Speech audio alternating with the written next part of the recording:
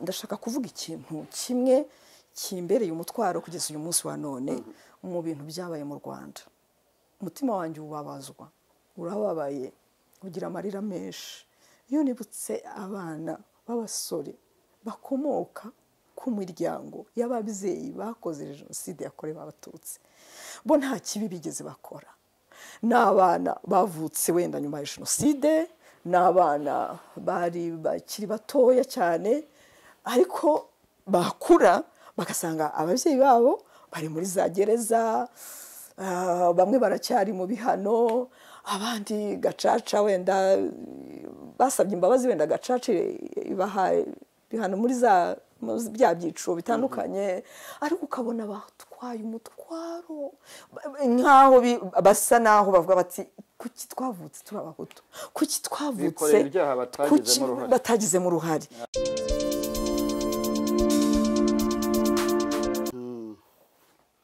Imyaka 28 irashize jenoside yakorewe abatutsi ibaye, turi muri 1994 nibwo iyi jenoside yabaye, imyaka nyine ishize.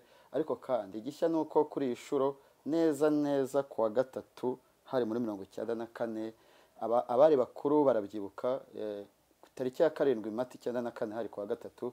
Ni ibintu byikoze birahura, ariko ntabwo ari cyo kituraje ishinga cyane, ahubwo uyu munsi ni umunsi wa gatanu niba mbyibuka neza, bafite iki kiganiro tugiye kugikoreraho. Insanganyamatsiko imaze iminsi itari mikeya ni ukwibuka twiyubaka, ariko kandi kimwe nk'ahandi hose mu gihugu amadini agira uruhare mu isanamitima. Muri iki gihe abanyarwanda baba bunamira inzirakarengane zazize uko zaremwe. Imibare yerekana ko abatutsi barenga miliyoni batikijwe mu gihe cy'amezi 3 gusa. Ntabwo ari imibare mikeya ugereranyije uko u Rwanda rwari rufite abaturage, kuko u Rwanda imibare ivuga ko abaturage bose bari miliyoni 7, niba miliyoni 1 yarahise yicwa mu mezi 3. Ni ikintu gikomeye. Rero kuri uyu munsi twahisemo gusura cyangwa se twahisemo gutumira Pastor Christine Gatabazi. Ni umupastor utabimazemo imyaka mikeya, ariko kandi nawe muri 1994 yari imbere mu gihugu. Twabihisemo kubera impamvu ebyiri. Amadini y'ubusanga benshi baba baravuye mu bice binyuranye by'isi kubera amateka, ariko we muri 1994 yari mu Rwanda ndetse mu mujyi wa Kigali. Pastor Christine, turakwakire kandi wakoze kutwemera ko tugirana ikiganiro nawe cy'umwihariko. Murakoze cyane kunyakira. Yes. Itariki ya 7 Mata kuri wowe nka pastor, ibyo bihugi bigarura iyo ubyibutse nk'umushumba, igihugu ukibuka uti icyo gihe, hanyuma tunagaruke muri iyi minsi 100 isi ibirimo kwibuka jenoside yakorewe abatutsi. Nk'abapastori, inyigisho z'isanamitima zigaruka umunsi ku wundi. Ndagira ngo maze nihanganishe cyane abanyarwanda cyane cyane baciye muri bino bihe bakabura ababo. Nihanganishe buri muntu wese muri bino bihe byo kwibuka abacu bagize ibyago, bakavutswa abavandimwe, ababyeyi se. Mukomere, mwihangane, kandi twibuke, dukomeze twibuke twiyubaka, nibyo bidufitiye akamaro. Kuba narindi hano muri kino gihugu muri 1994, mu by'ukuri byari ibihe bigoye, byari ibihe bitunguranye, ariko nanone navuga ko byari ibihe by'indengakamere. Kugira ngo umuntu abone amagambo asobanura ibibazo byabaye mu Rwanda, ubwicanyi bw'indengakamere bwabaye mu Rwanda, mu by'ukuri biragoye cyane kubasha kubisobanura, kandi ku bantu wenda bari mu gihugu cyangwa se batari mu gihugu, kugira ngo umuntu abashe kubivuga mu nyito nyayo, avuge ukuntu yiyumvaga nk'uwari mu gihugu, biragoye. Nta muntu wabona ururimi rwo gusobanura ibyo bintu. Rero nanjye navuga ngo usibye kuba navuga ngo ishimwe dufite ni uko ibyo bihe twabivuyemo, uyu munsi wa none tukaba turiho twiyubaka nk'abanyarwanda, ariko kugira ngo umuntu uwo ari we wese wahabaye mu by'ukuri wagizweho ingaruka na jenoside kugira ngo azabone amagambo ahagije, imvugo, inyito y'ibi bintu, ukuntu yabisobanurira undi muntu utarabibayemo, sinzi ko hari umunyarwanda n'umwe ushobora kubisobanukirwa. Rero byarabaye kandi turabibona mu mashusho, turabibona abahabaye bimwe twarabibonye, ariko ibindi ntitwabibonye kuko twari twihishe, ariko ibyabaye ibyo ari byo byose mu by'ukuri usibye kuvuga ni amagambo yoroheje ngo twihanganishe abantu bihangane, ariko mu by'ukuri ntabwo ari ibintu byoroshye kubibonera inyito cyangwa se imvugo. Nk'umushumba rero cyangwa se umuntu wizera Imana, nanjye nagize umugisha ko nari nzi Imana, muri ibi bihe nzi Imana. Hari igihe abantu bavuga ngo ariko Imana yari iri hehe igihe ibi bintu byose byabaga? Njye nagira ngo mbabwire kuri nari nzi Imana, kandi muri iyo minsi 100 yose nakomeje kwizera ko Imana ihari, nakomeje kwisunga Imana, nakomeje gushaka Imana, nakomeje kwibaza ibintu byinshi mu Mana, ariko kandi ntafite wa mutima wo kuvuga ngo Imana ntiriho, kubera yuko mu by'ukuri nari maze igihe narizeye Kristo nk'umwami n'umucunguzi wanjye, ariko kandi no mu murimo w'Imana. Ibyo navugaga ntabwo ari amagambo gusa, hari igihe umuntu ashobora gufata Bibiliya akavuga ngo Bibiliya iravuga, ijambo ry'Imana riravuga, ariko jyewe nari narabonye Imana mu buryo butandukanye kandi bunyuranye. Nari narabonye Imana mu buryo bwanjye, ku mwihariko wanjye, kandi nibyo nabwiraga abantu, nibyo navugaga mu butumwa nabwiraga abantu icyo gihe mbere ya jenoside, ku itorero ryacu rya Assemblies of God ryatangiye mu 1990. By'ukuri jenoside yakorewe Abatutsi yabaye turi abantu bakeya cyane, ni naho tugitangira, tutarajya mu bice byinshi by'igihugu cy'u Rwanda. Byari ibihe bikomeye, ariko mu by'ukuri twavugaga ibintu tuzi. Rero nubwo byatubabaje, byatugoye, tukibaza ibyo bintu ukuntu bimeze, nk'uko nabibabwiye yuko kubona amagambo yo kubisobanura byari bigoye cyane, ariko imbere cyane mu ndiba y'umutima wanjye nari nzi yuko Imana iriho. Igisubizo rero mu by'ukuri navuga nuko nakwihanganisha abantu kugira ngo bakomeze bagira ibyiringiro yuko Imana ihari, kandi na nyuma y'ubu buzima hari ubundi buzima. Nibyo. Muri bamwe bashinze urusengero nyuma ya jenoside gatoya, mu by'ukuri iteraniro rya mbere mwagiyemo muraryibuka? Niba mwararigiyemo ryari rimeze gute? Wabonaga abantu barebana gute? Ni iyihe message mwabahaga? Abantu bibaza ko iyo hatabaho Imana uyu munsi haba hari amatorero y'Abahutu n'Abatutsi, iyo hadashyirwamo gahunda ikomeye ya leta y'u Rwanda ya gahunda ya Ndi Umunyarwanda.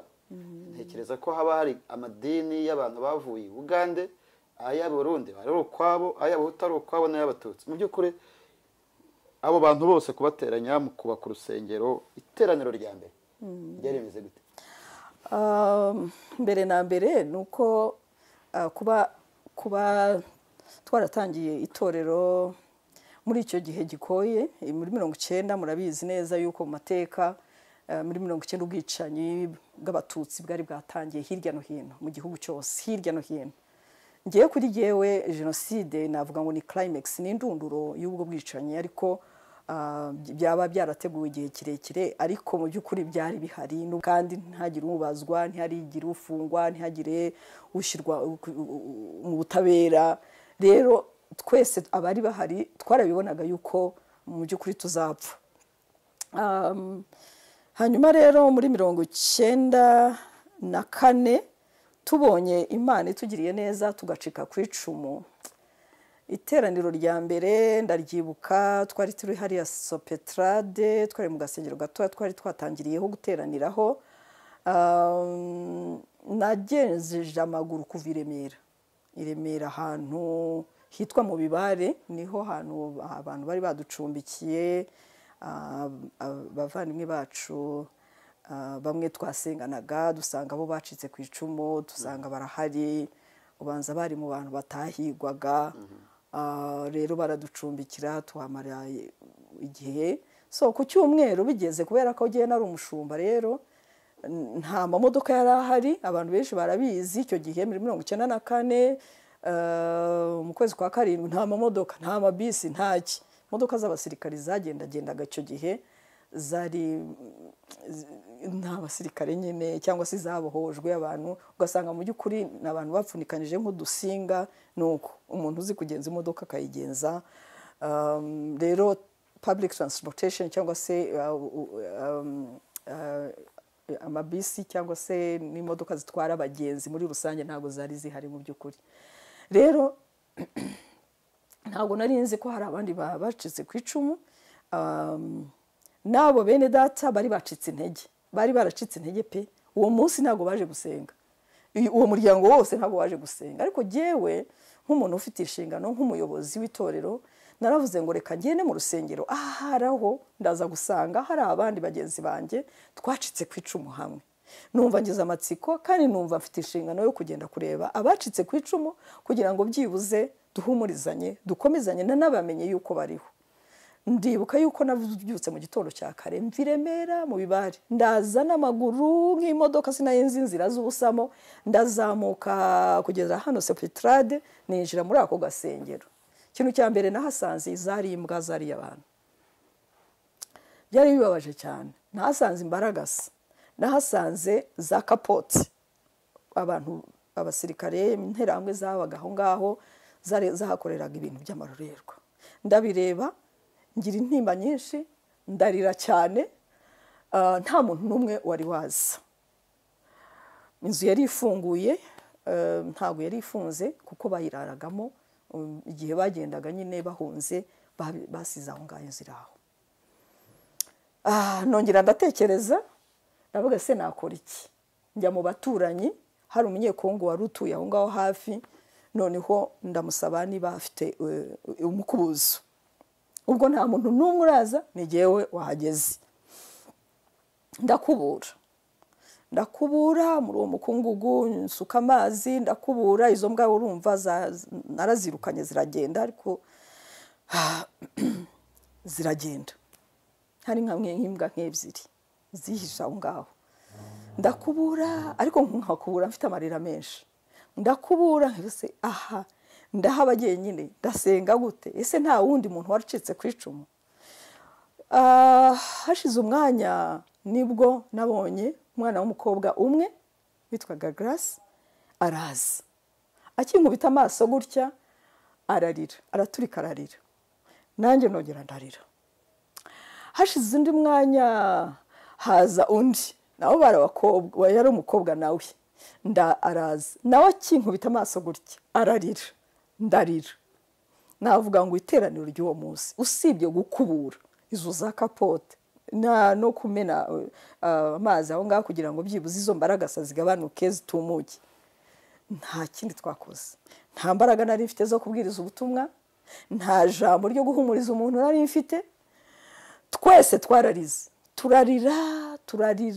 turarira buri muntu wese ari mu nguni usibye kuko twarahoberanye tukarira hanyuma buri muntu wese ajya mu nguni ubundi turarira gusa iteraniro nuko ryarangiye turasezeranaho ubundi turavuga ngo tuzongera tugaruke byari ibintu by'agahinda hari intimba nyinshi imitima yari iremerewe ku buryo umuntu atumvaga ibiharimo ibyo ari byo mubona itorero cyangwa idini umuryango w'amadini mu Rwanda waragize uruhare mu kongera gusana igihugu cyari kimaze gusenyuka kuri icyo gipimo mu ngero zifatika hari byinshi byakozwe mu by'ukuri nubwo ibibazo byabaye ariko hari ukuntu Imana yongeye kuduhembura muri uko gutera intambwe yo guterana tukongera tugatangana ubuhamya tukongera tugasenga hari ukuntu twagiye twumva impembero y'Imana mu mitima yacu ubutumwa bwiza n'imbaraga y'Imana ihesha uwizeye wese agakiza muri Yesaya igice cya 61 haravuga ngo Imana niyo isana imitima ikomora inguma ikunga imitima ivunitse rero ubwo butumwa bwiza bwa Yesu Kristo nibwo bwagiye budusana burongera butatugarura. Ikindi kintu cya kabiri cyadufashije cyane, nubwo twahuye n'ibyo bibazo byose, itorero ryacu ryari rifite amoko yose. Muri ayo moko yose rero twari dufite, twese twumvaga duhujwe n'ubutumwa bwiza, twumvaga turi abana b'Imana. Noneho ndatekereza ko byari bidufasha imbaraga cyane, byadufasha imbaraga nyinshi kugira ngo tubanze kwakirana, ariko twarabikoze. Kandi muri uko kwakirana no kuganira no gusabana, twasanze abenshi muri abo ngabo bari bakijwe by'ukuri, batarigeze bijandika mu bintu bya jenoside yakorewe Abatutsi, kuko abantu bari baragize uruhari akenshi na kenshi mu by'ukuri twabonaga hanze y'urusengero rwacu. Twari bake cyane, twari tumeze nk'umuryango w'abantu bake, ariko twisanga turi kumwe n'abantu b'Abahutu batigeze bijandika. Ndetse uko tugenda twumva n'abandi bagiye barokoka, twatangajwe n'uko mu by'ukuri ntacyo cyasha bagize. Birashoboka yuko wenda mu matorero yandi byabaye, kubera ko haba hari imikumbi minini, ariko niho twari dugitangira. Twatangiye muri 1994 jenoside yakorewe Abatutsi iraba. Ikindi kintu twabonye wenda bishoboka ko nuko abandi nubwo batijanditse bamwe bari barahunze, ariko abari bahari twarakomeje turabana, turasabana, turanasengana, dukomeza gusenga no gukomeza kubana neza. Ibibazo uzayibona no muri commentaire, uzayibona hasi bajya bandika babaza ibibazo byinshi. Umuntu yakwibaza uburyo mwatangaga ubutumwa nyuma ya jenoside, mufite abayoboke bacitse ku icumu, mufite abayoboke batahigwaga. Uyu munsi turi mu cyunamo, mufite abayoboke barimo n'abarangije ibihano banahamijwe n'ibyaha bya jenoside. Uyu munsi akaba yarashoje ibihano, akaba ari mu rusengero cyangwa se muri kiliziya. Ubutumwa iyo mu butanze kwire kwigisha, iyo umuntu ari kugukurikira mubibona mute?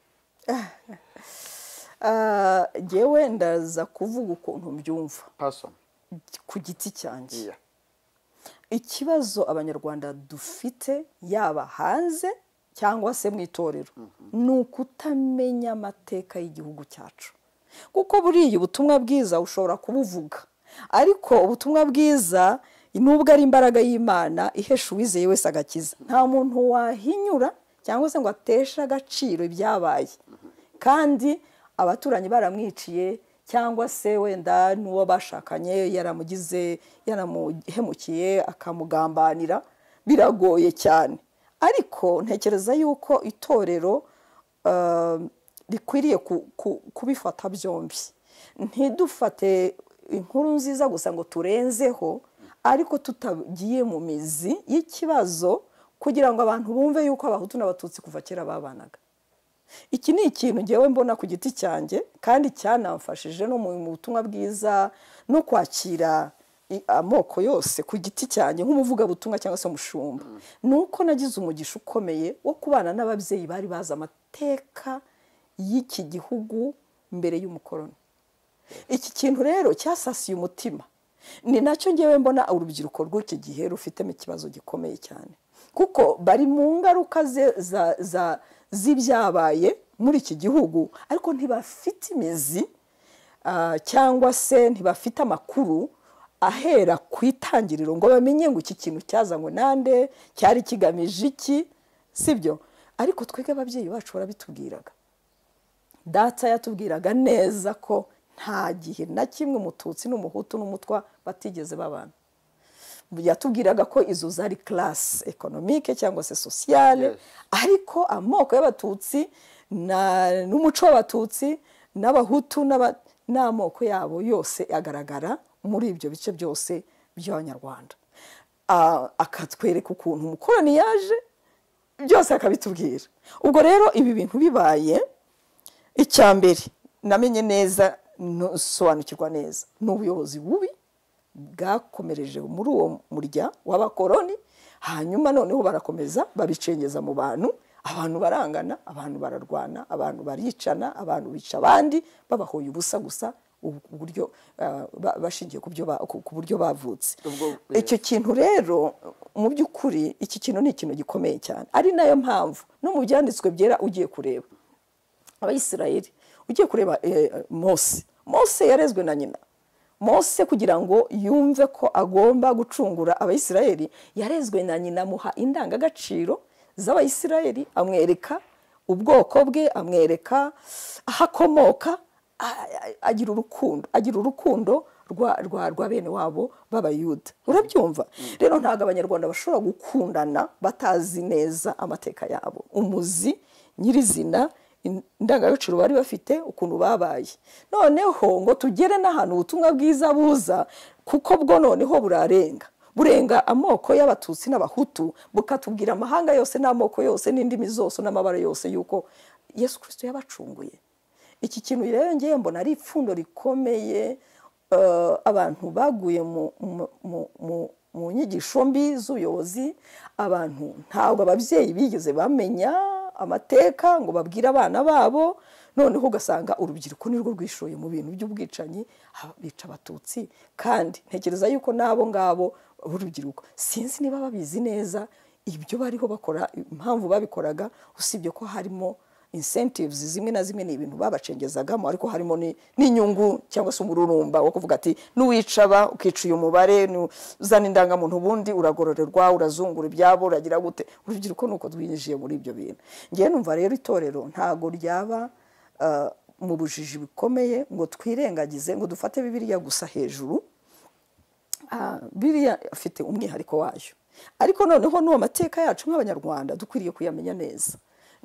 Nibaza yuko ngiye ndi umupasiteri ndiwe uyu munsi, ku buryo mu itorero ryacu harimo amoko yose kandi yisanga. Ntekereza yuko umuntu wese winjiye hano muri EPADER Global Missions Church ashobora gusangamo amoko yose, kandi abo bantu bakisanga kandi bakisanzura. Ibyo mu ntwaro ubutegetsi bwateguye jenoside bwifashishije harimo n'amadini, harimo n'inyigisho zatangwaga icyo gihe ko Abatutsi Imana yabaretse, n'indirimbo z'amakorasi bajyaga bifashisha, ariko kandi bagiye banifashisha bamwe mu bahanzi bari bakomeye ariko tujuru b'abanyamadini. Abanyarwanda ababizi n'abatabizi reka tubabwire ko Matayo Ngirumpatse, perezida w'Interahamwe mu Rwanda, yari perezida wa Chorale de Kigali. N'amadini harimo ikintu cy'urwango rukomeye cyo gucengeza incengeramatwara y'imyumvire y'ibitekerezo by'abateguraga umugambi wa jenoside. Kuba ubutegetsi bwateguye jenoside bukayishyira mu bikorwa, imwe mu ntwaro bwifashishije harimo no kwifashisha amadini. N'uyu munsi harimo abahemejwe ibyaha nabyo bari abanyamadini. Mu bitekerezo iki? Sinzi ko nakongera gusubira mu byo nari mvuze, ndatekereza yuko ikibazo naho kiri nuko buriya iyo umuntu adasobanukiwe inshingano ze mbere na mbere aravangirwa.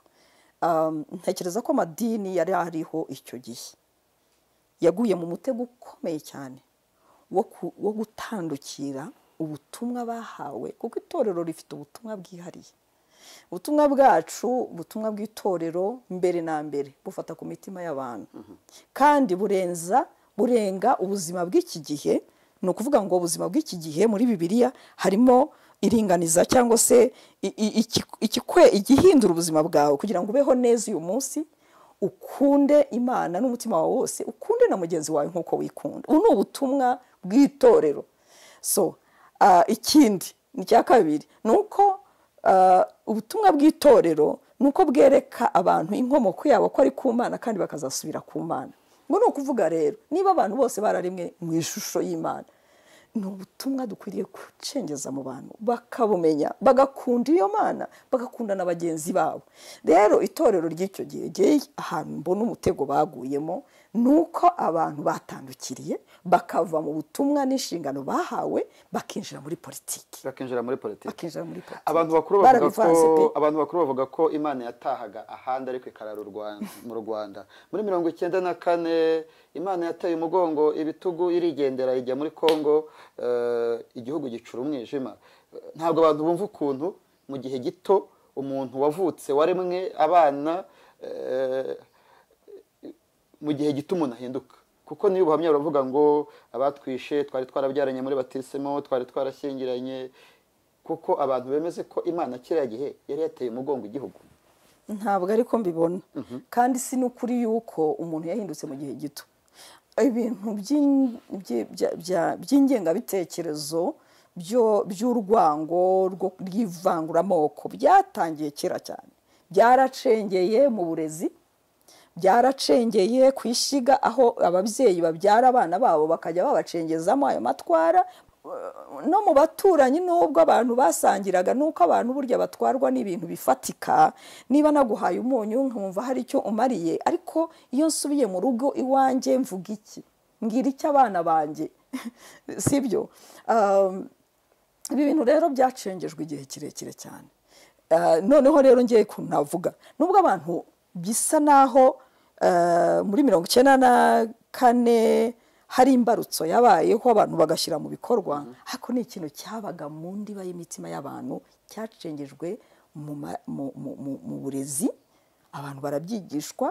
Kandi ababaye muri iki gihugu, usibye ko ngewe ntize mu Rwanda, nubwo wumva nabaye ahangaha, ariko ibyo ari byose nari mpungutse, naje mbere ya jenoside yakorewe abatutsi ho gatoya muri 1987, sinize mu Rwanda, sinzi amateka yabo, ariko abanyarwanda babaye ahangaha bazi neza yuko mu mashuri bahuye n'ivangura, kandi noneho n'ahandi hose mu mirimo bakora ibintu by'iringaniza, ni ibintu by'amatwara yacengejwe igihe kirekire cyane.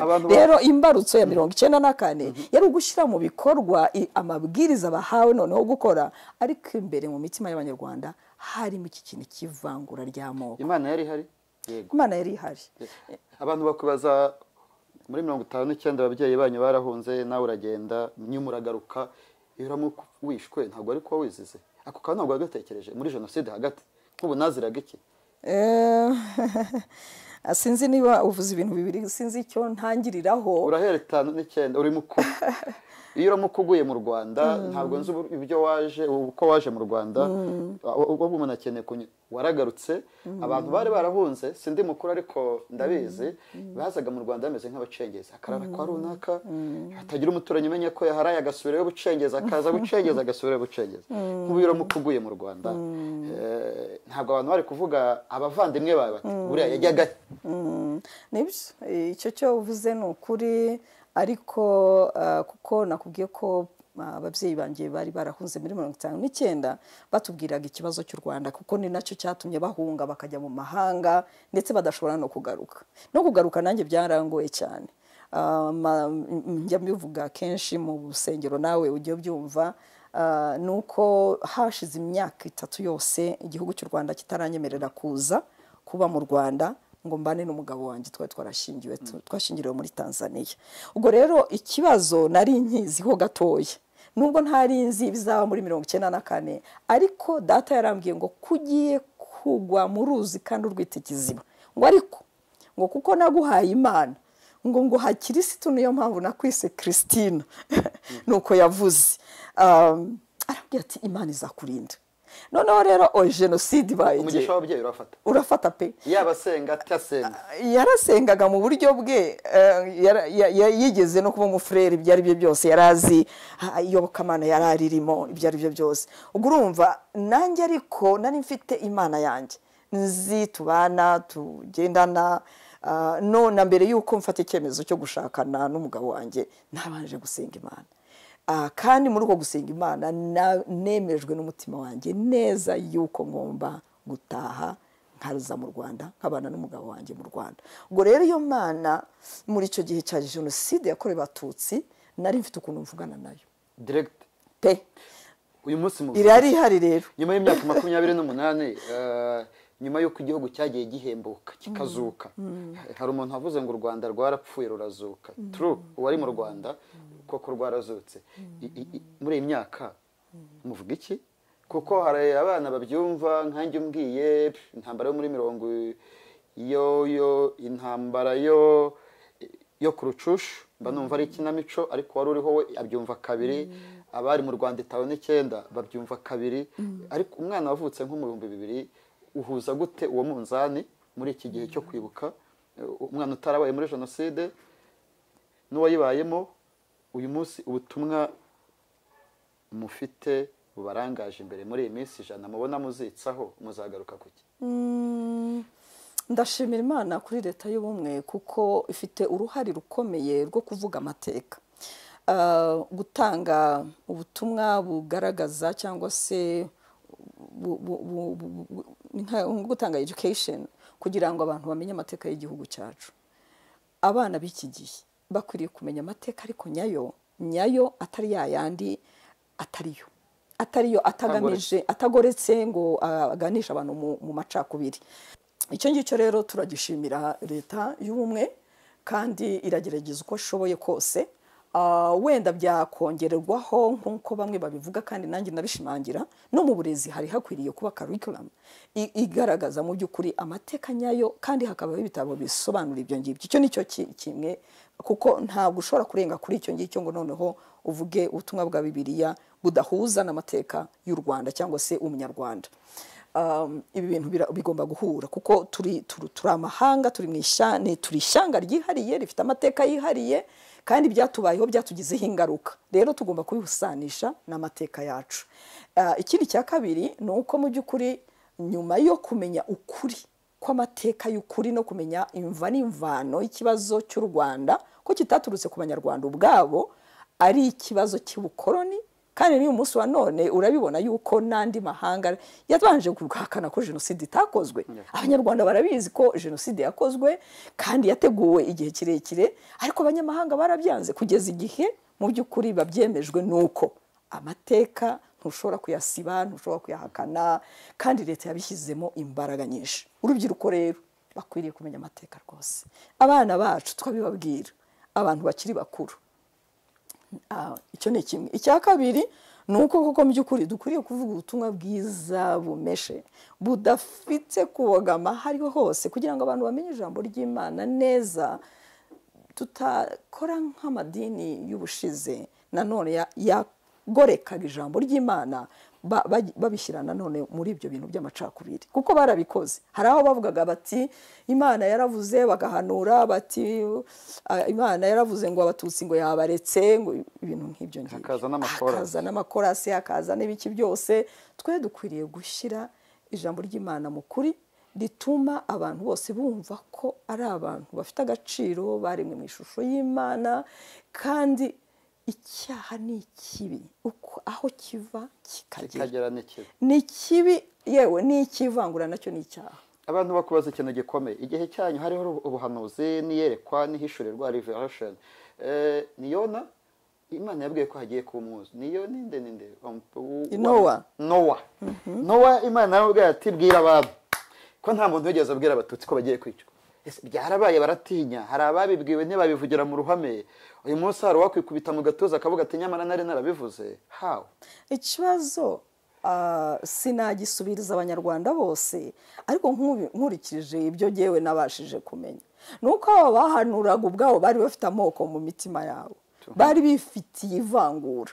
Noneho umuntu yahanura agahanura amarangamutima ye, agahanura afite urugo rwango, akavugisha Imana ibyo itavuze, cyangwa akavugira Imana ibyo itavuze mu yandi make, akayivugira ibyo itavuze. Ubwo ni ukuvuga ngo rero imitima y'abanyarwanda yari irwaye, yari irimo amoko. N'abahanuraga icyo gihe, yewe na mbere ya jenoside gusa na nyuma ya jenoside barahanuye bati noneho ibyabaye mu Rwanda noneho bigiye kuba nabi kurushaho, bibiri bya gatatu bigiye guhindura isura. Ibyo bintu byose twarabyumvaga, twumva agahinda karatwishe, kandi mu by'ukuri tuzi ko atari Imana ibivuga. Ibyo bintu twarabisenye, ibyo bintu twarabisengeye, ibyo bintu twarabihakanye ku ruhimbi kugeza igihe Imana koko igaragaje ko atari ukuri. Wakwitsa mu rya Yezu tukavuga ngo nimumenye ukuri kuzaba batura. Ariko se pastor, noneho abantu wari mu Rwanda bazatubaza kuki yagucitse utamubajije personal ibihe wita bibi kuri wowe byo muri jenoside, icyo wibuka nuko wabashije kubyigobotoramo. Niki munsi washimira Imana? 1994 genocide. Ikintu nashimira Imana mu by'ukuri ni byinshi.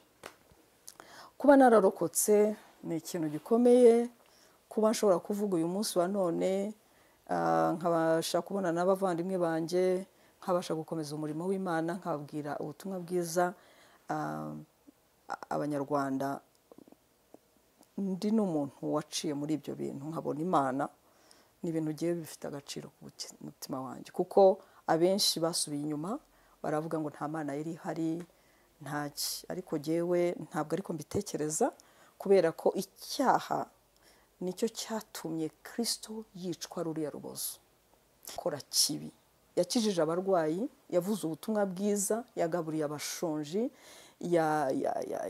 yakoze ibyiza byose, ntacyo yigishije abantu gukundana. Ariko bamwishe nk'umugizi wa nabi, banamubambana n'abagizi ba nabi. Icyaha rero ni kibi kuri njyewe. Aho Imana yari iri, Yesu Kristo umwana wayo ari haba, niho yari iri mu Rwanda. Abanyarwanda, abatutsi bariho bapfa ruriya rubozo, harimo wenda n'abahutu b'amamodere batemeraga iyo ngengabitekerezo y'ivangura n'ubwicanyi bwo kwica abatutsi. Nabo barahaguye, abanyapolitike bamwe, harimo n'abantu ku giti cyabo bahaguye. Abana b'Inyange nabo biragaragara ko bangaze kwivangura, harimo abantu bakeya, tubakeya batemeye kwicijandika muri ibyo bintu. Abo nabo barahaguye kandi batakaza ubugingo bwabo. Kuri jyewe rero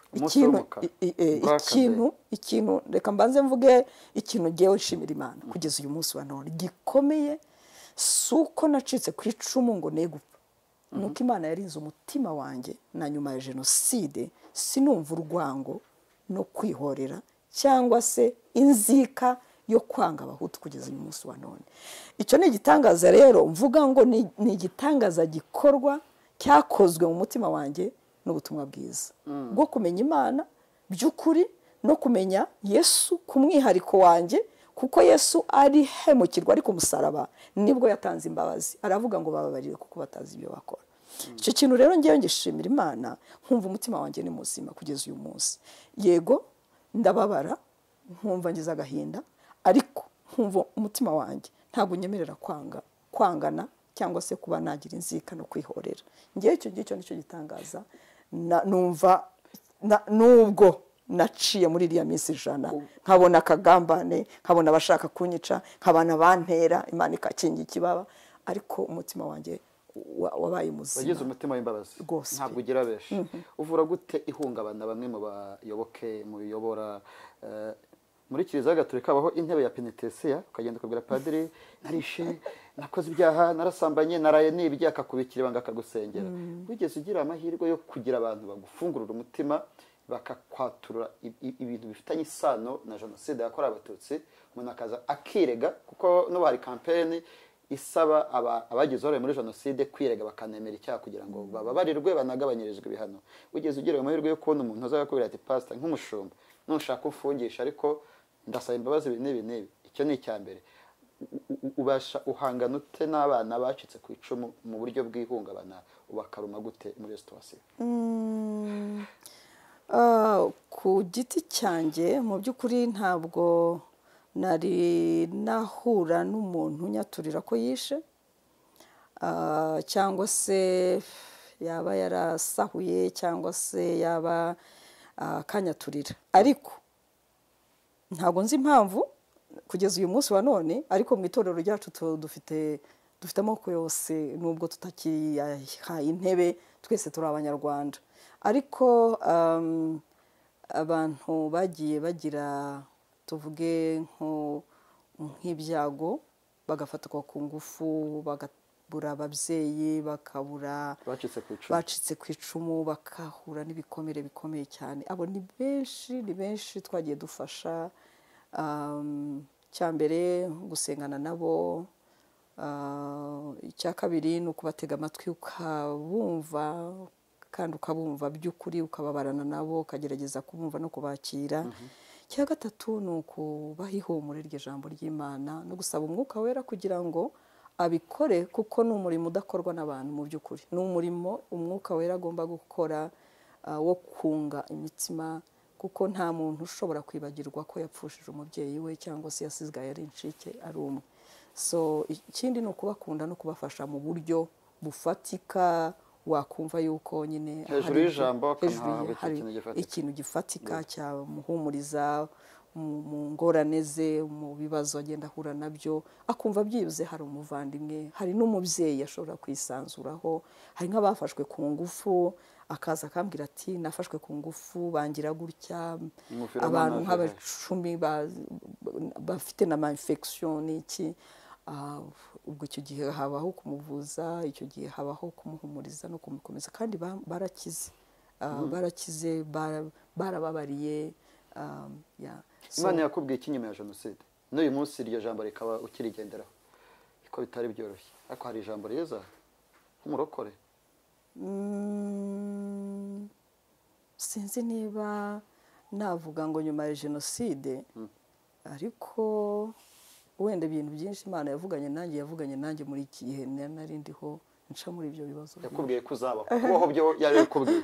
Kubaho byo ndabizi ko yabimbwiye, kuko mu kwezi kwa gatanu numvise urupfu rungiye kure rwose. Ndibuka yuko nanditse n'urwandiko, hari abantu bajyaga muri Kongo, kunandika urwandiko mbabwira ko ntazapfa, nzarama rwose, kandi tuzabonana nubwo nzaba wenda nanutse kubera ko tutabonaga ibiryo n'ahantu twari ibihe byari bigoye, ariko icyo cyo ndakizi. Ikindi cya kabiri, nari nzi neza rwose rugikubita, yewe navuga ngo ni nk'iminsi nk'itatu nyuma y'uko indege Habyarimana igira ubwicanyi bugatangira iryo joro. Umunsi wa gatatu nari ndi mu nzu rwose, Imana irambwira rwose. Icyo kintu cyo nanakibwiye n'abantu twari turi kumwe bari bahungiye muri iyo nzu, kuko hahungiye abantu benshi cyane. Ndababwiye nti ingoma, rwari urugo rw'abantu rutahigwaga. Yego, ntabwo rwahigwaga, ariko uyu mugabo, abantu batagira ngo abantu baraje biri wawe bategereje kuhakirira. Uwo mugabo rero yari umurokore. Umugore we cyakora yari umututsi, na nyina yari umututsikazi. Yari afite n'umuvandimwe we bamunkunda rwose, ariko yari umumodere nyine, ariko wubaha Imana. Hari abantu benshi rero bamuhungiyeyo. Yari umuntu mwiza ukunda gufasha abantu. Ndababwira nti iyi ngoma ntabwo izongera kubaho, irarangiye, Imana irayisibye, ivuyeho. Umunsi wa gatatu, icyo ni igitekerezo cyanjemo, ariko ndanacyatura, kuko numvaga mfite conviction mu mutima wanjye. Imana ni Imana y'ubutabera, imanza zitabera, kandi ntabwo yemera akarengane. Ntabwo yemera akarengane. Hari inshuti zawe mwari muri kumwe zitabayeho, birumvikana.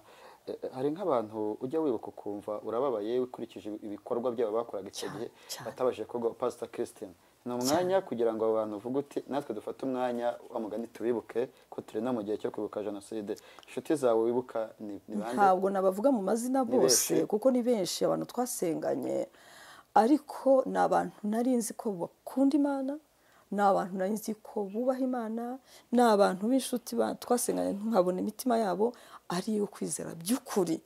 Ibyo bintu byarambabaje cyane ko abo bantu bapfuye. Ndagira ngo rwose wenda sinabwira abanyarwanda bose, kuko abo bantu batazi, ariko nk'abakristo dusengana barabizi, bamwe twasenganye nabo. Rwose mfashe uyu mwanya kwibuka imiryango yabo yarokotse ku icumu. Mukomeze mwihangane, kandi mugire ibyiringiro yuko aba bantu tuzongera kubabona mu bwami bwa Data. Hari umwe bishe, yari umwe mu bakuru b'itorero bacu. Amakuru nzi neza, ni umwe ngiye kuvuga, ariko n'abandi benshi bagiye gupfa. Babwiye abicanyi bari bagiye kubinterahamwe zari zigiye kubica, baramubwira ati mbere yuko munyica ndashaka kubusenga. Ngo arapfukama arasenga, abasabira imbabazi, abasabira n'umugisha, ariko bararenga bamwica nabi, bamutema amaguru. Amaze kubasengera bamujugunya mu rwobo, nuko yapfuye. Rero ibyo bintu babaje, kandi ndabizi ko harimo abavandimwe babo, harimo n'ababazi. Rero mfashe uyu mwanya rwose kubihanganisha no kubaha ihumure, ariko icyonzi cyo nuko tuzababona mu bwami bwa Data. Reka dusoze tuvuga ngo inkotanyi, ubutegetsi bwavugaga ko zifite imirizo. Inkotanyi zari zifite reputation mbi mu Rwanda. Wowe wazibonye ryari? Ubona inkotanyi bwa mbere? Pastor Christian, wari hehe? Kubera ko navuga ngo iki se inkotanyi twese batwita twese batwitaga inkotanyi. Mwumva abantu bari mu gihugu twese batwitaga inkotanyi, kugira ngo zitandukanye rero n'abavuye mu mahanga baje mu gisirikare byari ibintu bigoye, kuko jewe ahantu narindi banyitaga inyenzi, banyitaga inkotanyi. Urumva rero twese twari inkotanyi. Kuvuga ngo rero zifite imirizo ni nko kuvuga ngo nawe ufite umurizo, ntabwo byashoboka. Ubwo rero ni ukuvuga ngo si kimwe n'abandi bantu wenda babana cyangwa se bari mu gihugu batazi inkotanyi icyo ari cyo, batazi inyenzi icyo ari cyo, cyane cyane mu bana bakiri bato. Ariko twese twari inkotanyi no mu byitso. Buriya muri 90 twagombaga gufatwa mu byitso. Ubwo urumva rero ugiye kubona ubona inkotanyi y'umusirikare muri 94 wowe uyibona, wayibonye nihe mwahuriye? Waba wibuka ijambo inkotanyi zakubwiye zivuza ziti twaje kandi twaje twambaye wa mugani wa Kayirebwa? Icyambere hari ingabo 600 zari kuri sende. Ntabwo jewe nabashije kuzibona physically kuko zazaga muri 90 bazaga bajara abasirikare benshi, kandi mu byukuri n'amateleviziyo yarabigaragazaga, n'amakuru yarabivugaga, n'abana b'abasirikare basanzwe. Navuga ngo ikisi ntabwo giye nabonanye nabo ku giti cyanjye, ariko inkotanyi ngewe nayibonye kuri Saint Paul bwa mbere baje saa 9 kutubohoza, igihe bazaga kubohoza abantu 2,000 hano kuri Saint Paul. Kuko ngewe rumwe mu bari muri Saint Paul, rumwe mu bari muri Saint Paul. Uwo mwana rero yari umusore muremure, saa 9 ntabwo ushobora kubona umwana isura ye, ariko yimuritse itoroshi sinamubona mu maso, ariko aratubwira ati ngewe ndi inkotanyi kandi badutumye kuza kubabohoza, kuko ejo bundi baraje babicamo, batwaye abantu 60 hafi 60 cyangwa se barenga, bajya kubica. Bati none twaje kubabohoza kuko tufite isaha imwe, kandi nitutagenda barabahonyora barabica, ariko muze tugende. Si rero mu gitondo twarababonye, tubabona baduhaye igikoma, baranakidutekeye, tubabona bari ku rugamba. Ntabwo rero mu byukuri twavuga ngo wenda bafite ibirizo cyangwa se ibiki byose, bari abantu basanzwe, usibye ko benshi bari bananutse, ariko ubona ari abantu bafite ubugwaneza bukomeye cyane, bumva bafite umutima w'urukundo. Ni ikintu cyantangaje cyane, ukuntu umusirikare ashobora kuba ari ku rugamba azi neza yuko ariho arwana, akumva afite imbabazi z'umuntu wiriwe nta kintu yanyoye, akajya gufuya isukari, akavuga ati nubwo mwiriwe nta kintu ariko ni muri gate byibuze musubizwemo imbaraga. Ngewe iki kintu cyarantangaje cyane. Ikindi cya kabiri, umusirikare wari uri hafi yanjye mu gihe batubohozaga baramurashe kwitako, bamurashe kwitako, arambwira ati madamu, ati mpereza ako gatenge kawe, ati noneho ati mfunge hano ku kibero, ati amaraso atanshiramo, ati ninda tugera kuri Texirwa, ati uze kunyibutsa ndaza. Tugeze ku Texirwa dusanga baduteguriye igikoma, urumva batujyanye n'amaguru, tugenda yego, bari abasirikare bakeya ariko bagenda badushoreye nyine. Ariko tugeze hariya bamaze kuduha, acumbagira araza aravuga ati hari umudamu wantije, ati wampaye igitenge, ari hehe? Ndamushaka. Nkibaza, kandi icyo gihe amabombe arakubita aho ngaho kuri Texirwa, za Katyusha, ariko abantu bari baradutekera igikoma, abantu byari ibintu birenze. Navuga se aba bantu mu by'ukuri bagira umutima udasanzwe. Mu by'ukuri iki gihugu kivuye ahantu habi, ariko ndashimira cyane abana bitanze b'inkotanyi babohoje iki gihugu, batakaje ubugingo bwabo, barababaye, ariko batweretse umutima wa kimuntu bidasanzwe. So ntabwo ari ikibazo cya politike, ntabwo ari ikibazo cy'amoko, ariko bari bafite umutima udasanzwe wo gukunda igihugu, wo gukunda abanyarwanda. Ibyo bintu ntibishobora kuzamvamo umutima wanjye. Ndabitekereza buri gihe cyose iyo nibutse uburyo batubohoje, batuvana kuri Saint Paul, batugeza za Kabuga iyo ngiyo, batugejejeyo, urumva badufungurira amazu, barangije batubwira ati ubu ngubu mushobora kubyina, mushobora kuririmba, muryame mutanakinze n'imiryango, amahoro. Ubuzima bwese butangira. Biragoye cyane kuva muri ibyo bintu kugira ngo wumve ko noneho ibintu birangiye, kuko urugamba rwari rutararangira, bari batarafata igihugu. Usibye ko Kabuga hari amahoro, za Ndera hari amahoro, wenda za Byumba hari ahandi hantu hari amahoro twumvaga, ariko genda ari Kabuga. Rero ni ibintu ndashobora kwibagirwa ku nkotanyi. uyu munsi. nta nubwo twayobora iki kiganiro tudasoreje ku nkotanyi, kandi nta nubwo twatumira umupasitori ngo asoze adasengeye abanyarwanda muri iki gihe, ndetse n'abumva ururimi rw'ikinyarwanda, yewe n'ababa bafite kugira amatsiko menshi kumva amateka y'uru Rwanda. Umuresikape hari ubwo avuga agashyiramo amarangamutima cyane, kandi koko birumvikana ntabwo gukira ari uwo munsi umwe, ariko iyo twatumiye umupasitori ni ukugira ngo ararame avuge uko abyumva. Pastor, umwanya ni uwawe, sengera abagukurikiye, usengera abaza aho iki kiganiro kizagera hose, n'abumva uru rurimi rw'ikinyarwanda ku mpande zose z'isi. Mbere y'uko nsenga ndashaka kuvuga ikintu kimwe kimbereye umutwaro kugeza uyu munsi wa none mu bintu byabaye mu Rwanda. Umutima wanjye ubabazwa, urababaye, ugira amarira menshi iyo nibutse abana b'abasore bakomoka ku miryango y'ababyeyi bakoze jenoside yakorewe abatutsi, bo nta kibi bigeze bakora. Ni abana bavutse wenda nyuma ya jenoside, ni abana bari bakiri batoya cyane, ariko bakura bagasanga ababyeyi babo bari muri za gereza, bamwe baracyari mu bihano, abandi gacaca wenda basabye imbabazi, wenda gacaca ibahaye bihano muri bya byiciro bitandukanye, ariko ukabona batwaye umutwaro nk'aho basa naho bavuga bati kuki twavutse turi abahutu, kuki twavutse batagizemo uruhare. Iki kintu kirambabaza rwose, sinzi ikintu twagikoraho, ariko nifuza. Twari kuzabaza abanyapolitiki, ariko reka nkikubwireho, hari abana bakomoka, papa we akaba yari umuhutu, nyina ari umututsi, cyangwa se mama wabo akaba yari umututsi, akaba yari umuhutukazi, se ari umututsi. Abo bana imiryango yo kwa nyina ikaba yarashize, imiryango yo kwa se yarisha abantu. Mu cyunamo banababwira kujya banavuga kwibuka, asosiyasiyo zo kwibuka z'aho bakomoka bariya nabo ku nterahamwe, ugasanga ntibabwiye. Ariko kandi ni ikintu gikomeye kandi gikomeretsa abo bana. Waba wari ufite papa w'umututsi, mama wawe akaba yarageze two kujyana kure. Hari umudamu witwa Muamini akatiye burundu wo kukivugiza, yari umutukazi, yihigiye umugabo we, aramubura aramuhusha. Umwana we ibikomere yagize kubera nyina, ise yarishwe muri jenoside, aho ku ishuri bakamwita interahamwe, nta association n'imwe yabayemo muri za kaminuza. Uyu munsi mu myaka yashize yakoraga muri presidence, ariko abo bana bafite ibibazo bikomeye. Pastor wa mugani urakinyibukije, ariko ni ikibazo gikomeye.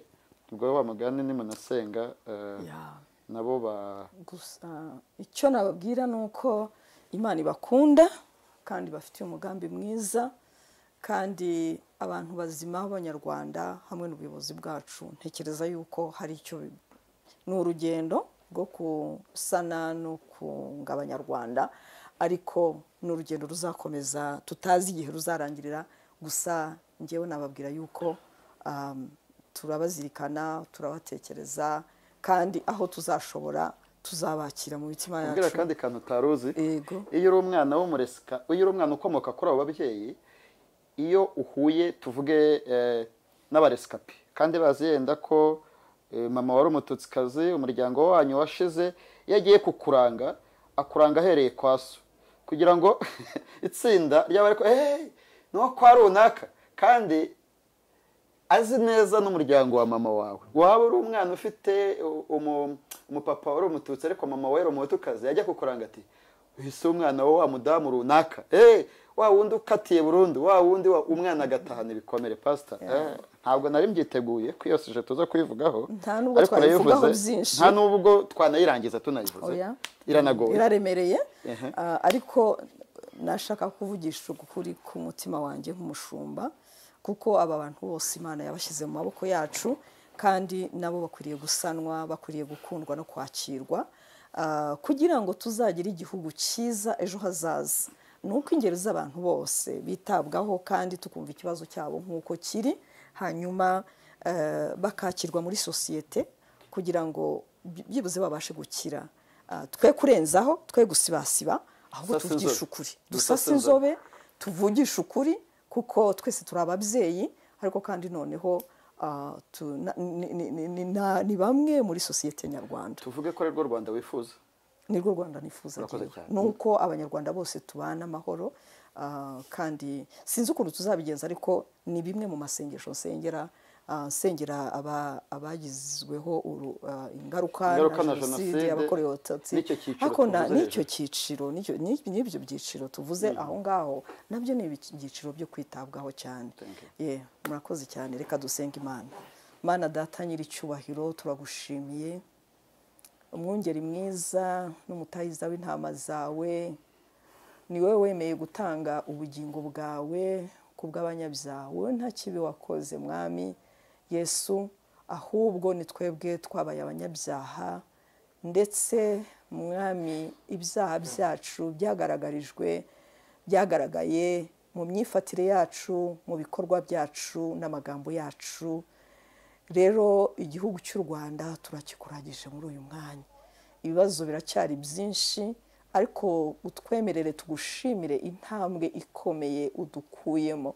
Iki gihugu Mwami warakigendereye, tubona Mana utugirira neza. Aho dukuye ni habi cyane, ni mu rwobo rw'isayo, ahantu hateye ubwoba, ahantu tutari dufite ibyiringiro ko tuzongera kubaho.